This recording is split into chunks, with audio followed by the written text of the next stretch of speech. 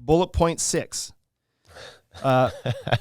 Waterfall Corners. So this one I debated whether I should even put on here, but I thought maybe it's worth the conversation because it's a trend that's happening right now. And what I mean by this is on the corners of the fascia especially, but anywhere sometimes that you've got to, like where you would traditionally miter something on the flat. Sorry, maybe that's on the vertical more. There you go. Is the right plane that I'm talking about here. Where guys are now on the Y plane, V-notching the back of the board, heating it up and folding the corner over. It looks fantastic. Do you think that, like, should people be doing that or not? No, because it makes my work look worse. Okay. They're showing up. I don't know that anybody's. First of all, you aren't building decks. Oh, right. But even if you were, it's not like people are comparing yours to theirs because you're here and they're there. But yeah. But no, you don't like just whatever. I think it looks good. I don't know. I don't have an opinion on that one. I have no dog in that fight. Okay. It looks great. I don't know that I would do it. It seems like a lot of work to me. Right. And so that's the argument that I was going to get to. I don't know that I want to do that. I'd rather just put 2 pieces of board on there and be like, there you go. Yeah. I think it looks fantastic. And I feel like this is one of the things that I would have done for sure. I would have been like, oh yeah, that for sure. But to step back and think about it, should you do it? Probably not. It takes way more time. So if you're going to adjust your rates and charge more to do it, fine. Yep. But all you're doing at this point when you're playing around with this is costing yourself money. And I don't think that the homeowners are going to appreciate it as much as you and your Instagram community are. Yeah, but they're not going to care. You're not doing it for the homeowners. Everybody that's doing that is doing it for the IG, man. Exactly.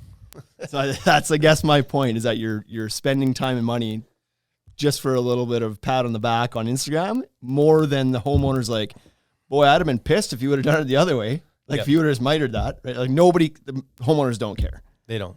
So should you be doing it? Yeah, whatever. If it makes you happy and you want to make a cool Instagram post, knock your boots off. But if you get caught doing too many of these little glamour things. Is that the saying? Knock your boots off? I don't think so. Knock your boots in. Knock your boots. Fill your boots? Fill your boots. Knock your socks off. Knock your socks off. Fill your socks. Fill your socks. Fill your socks. So that's my opinion. Like, do it, I guess, if you're okay eating the cost on it. Like, eventually it's not going to be cool anymore. Much like pounding plugs into a hole is like, whatever. We've all seen it. We've all done it. Yep. So whatever. Do it a few times. Post your Instagram pictures. But if you're not charging for that extra level of detail, then you shouldn't be doing it. Like, that's the long-term answer. Yeah. So the argument could be made that you just want to build better. It does look better, right? Like when you do that, for sure, it looks better. Yeah, it looks better. And so your argument with the track saw was do the track saw because you're trying to be a perfectionist, and it's like. But that we also said was faster. Yeah, and anybody could do it. There's an efficiency to that. There's no efficiency to the waterfall corner. I don't think so. But why not just build it better? And there is no efficiency to grading your lumber, and there's no efficiency to planing it down. Well, so if you're talking about like building better, other than you could look at that from a callback perspective. Maybe. Like if your deck's all wavy when you built it because you didn't pay attention to grading your lumber, and you get a callback, well, there's an efficiency. Then you're up shit creek. Yeah.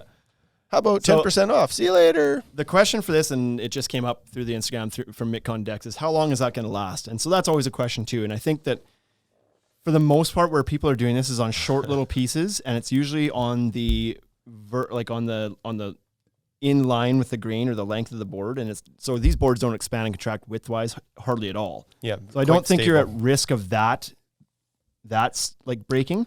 But if you were to take a piece of fascia 12 feet long and do that, or maybe a deck board as a thing, and do that around a corner, and it's going to run 10 feet this way and 10 feet this way, and you did a little waterfall, I believe that for sure is going to crack over time, and then you're no better off. We should do that. We should actually put one outside.